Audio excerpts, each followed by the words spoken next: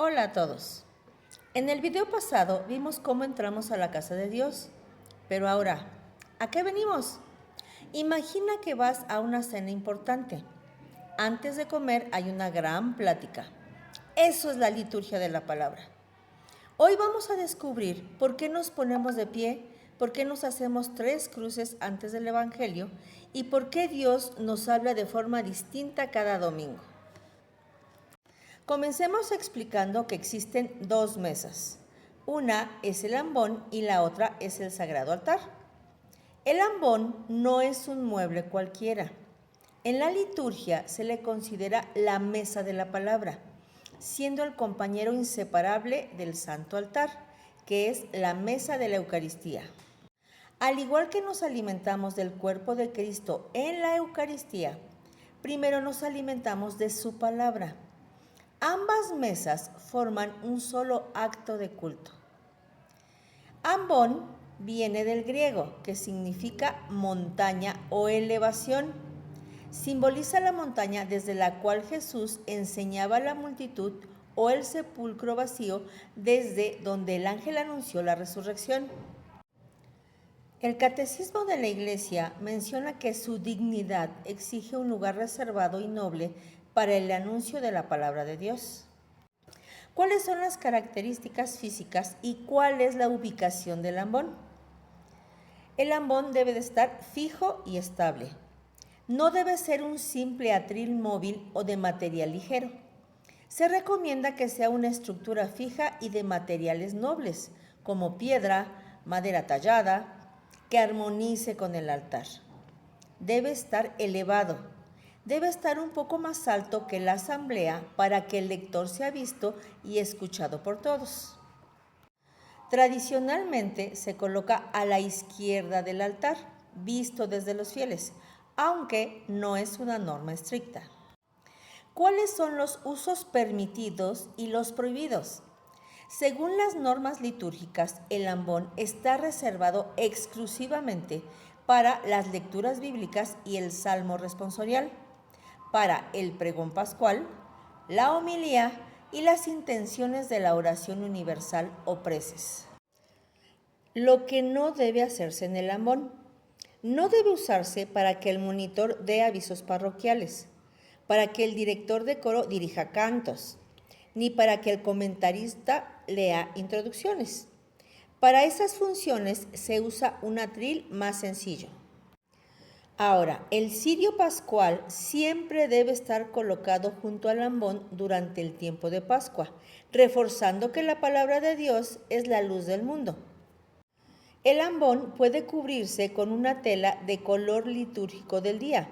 Puede ser verde, morado, blanco o rojo, para marcar el tiempo que se celebra. En el ambón no se realiza una lectura de textos antiguos, es una actualización del misterio de la salvación. En la liturgia, lo que sucedió en aquel tiempo sucede en este momento. No somos solo oyentes, sino interlocutores de Dios. Ahora hablaremos de la primera lectura. En esta, Dios inicia el diálogo, generalmente del Antiguo Testamento. Su función es mostrar cómo Dios preparó la llegada de Jesús a lo largo de la historia. En el tiempo de Pascua se lee el libro de los Hechos de los Apóstoles para ver cómo vivía la primera iglesia. Ahora, el salmo responsorial que va después de la primera lectura es nuestra respuesta. Es el momento en que la asamblea responde a Dios con sus propias palabras, tomadas de los santos. Es una oración convertida en canto. La segunda lectura, que va después del Salmo, proviene del Nuevo Testamento, que son las cartas de los apóstoles. Nos enseña cómo aplicar las enseñanzas de Jesús a los problemas prácticos de la vida diaria y la comunidad. Es un punto culminante. Después de la segunda lectura viene la aclamación antes del Evangelio. Esta es un rito litúrgico fundamental en la misa católica, donde la asamblea de fieles acoge y saluda al Señor que les hablará a través de su palabra. Se considera un acto de fe profesado mediante el canto, aunque en la mayoría de las ocasiones es leída. El aleluya es la forma más común de esta aclamación durante casi todo el año litúrgico. Su significado es de triunfo y alegría, celebrando la presencia de Cristo resucitado. ¿Qué postura debemos de tener? Todos los fieles deben permanecer de pie como signo de respeto y disposición para escuchar el mensaje de Jesús. ¿Cuál es su estructura?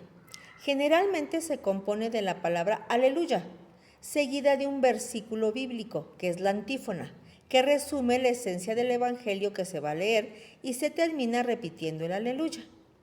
En tiempo de Cuaresma, como es un tiempo de reflexión y penitencia, se omite la palabra aleluya.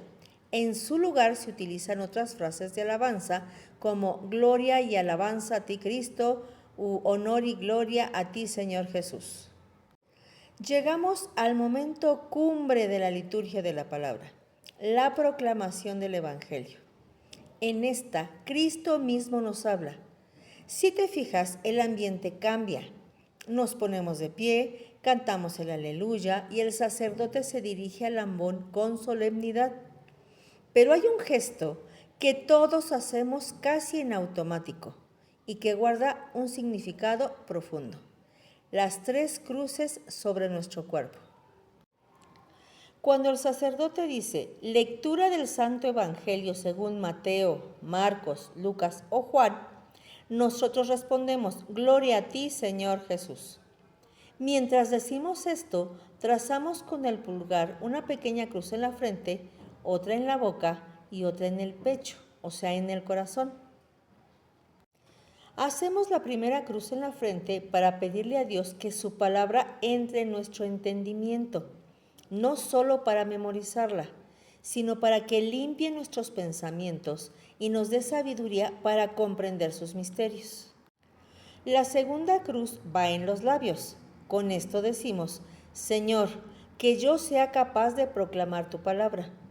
Pedimos que lo que escuchemos hoy sea lo que salga de nuestra boca mañana, evitando las críticas o las mentiras y llevando un mensaje de esperanza a los demás. La cruz en tu pecho o en tu corazón es el lugar donde la semilla de la palabra debe echar raíces. Pedimos que el Evangelio se guarde en lo profundo de nuestra alma, que nos transforme por dentro y que nos dé el valor de vivir según lo que Dios nos está pidiendo. Es como decirle a Dios, Señor, que tu palabra esté en mi mente para que la entienda, en mis labios para que la hable y en mi corazón para que la ame. Un detalle importante, este gesto no es la señal de la cruz completa, como la que hacemos al inicio de la misa, sino una triple signación. Por eso, al terminar el Evangelio, no es necesario persignarse de nuevo, simplemente nos preparamos para la homilía. Ahora hablaremos de la homilía. No es un discurso político ni una clase de historia. La homilía es un elemento esencial de la misa en el que el celebrante explica la palabra de Dios proclamada momentos antes. No es simplemente un discurso o una opinión personal, sino una conversación familiar destinada a alimentar la vida espiritual de los fieles. ¿Cuál es su significado y propósito? Proviene del griego homilía, que significa conversación o comunión con alguien. Su meta es aterrizar las lecturas bíblicas, ayudando a los oyentes a descubrir cómo aplicarlas en sus circunstancias actuales y normas de vida cristiana. ¿Quién realiza la homilía? Está reservada exclusivamente a los ministros ordenados, como obispos, sacerdotes o diáconos. La instrucción general del misal romano prohíbe explícitamente que un laico la pronuncie. A diferencia de un sermón general, la homilía forma parte integral de la liturgia. Debe basarse en algún aspecto de las lecturas del día o del misterio que se celebra. Se realiza tras la proclamación del Evangelio. Mientras el ministro habla desde el ambón o la sede, la asamblea permanece sentada en actitud de escucha activa. Al terminar, se recomienda guardar unos momentos de silencio para meditar lo escuchado. La homilía actúa como un puente que conecta la liturgia de la palabra con la liturgia eucarística, preparando el corazón para el encuentro con Cristo en el sacramento. Hablemos del credo. que es nuestra profesión de fe. Después de escuchar a Dios, la comunidad responde, sí creo. Es nuestro compromiso público con lo que acabamos de escuchar. Ahora, la iglesia, alimentada por la palabra, pide por las necesidades de todo el mundo, los enfermos, la iglesia y los difuntos. Esta es la oración de los fieles, la plegaria universal. La iglesia recomienda breves momentos de silencio después de las lecturas para que la palabra repose en el corazón de los fieles y el Espíritu Santo actúe. Te voy a compartir un dato histórico. Antiguamente a esta parte, la liturgia de la palabra, se le llamaba Misa de los Catecúmenos. Era la parte a la que podían asistir quienes aún no estaban bautizados. Después de la liturgia de la palabra, debían retirarse y solo los bautizados se quedaban para la liturgia eucarística. Después de haber escuchado a Dios y de haber profesado nuestra fe con el credo, no nos quedamos de brazos cruzados. Como una familia que acaba de recibir un consejo de su padre, ahora nos toca pedir por los demás. Esto es la oración universal u oración de los fieles. Es el momento en que la iglesia ejerce su función de mediadora. Pedimos por 4 pilares fundamentales. Por la iglesia, que es el Papa, los obispos y todas las comunidades. Por los gobernantes, para que busquen la justicia y la paz.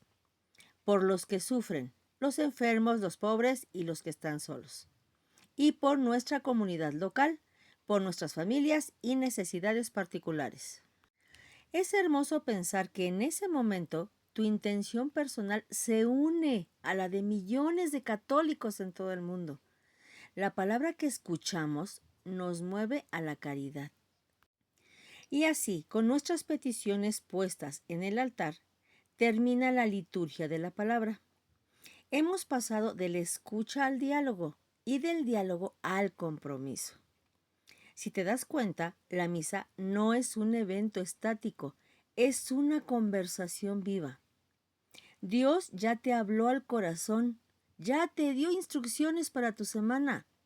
Y ahora viene lo más grande, el encuentro físico con Él, en el pan y el vino. En el próximo video entraremos de lleno en la liturgia eucarística, el ofertorio, la consagración y la comunión. Vamos a descubrir qué pasa exactamente en ese altar y por qué es el momento más sagrado de nuestra fe. Si este video te ayudó a entender mejor por qué nos ponemos de pie o qué significan esas 3 cruces antes del Evangelio, suscríbete, me vas a ayudar mucho. Comparte. Ayudemos a que más personas vivan la misa con conciencia y amor.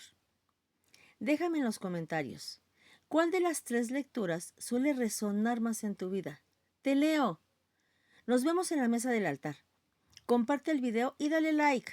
Dios te bendiga. Y recuerda, debemos saber el origen y el porqué de las cosas.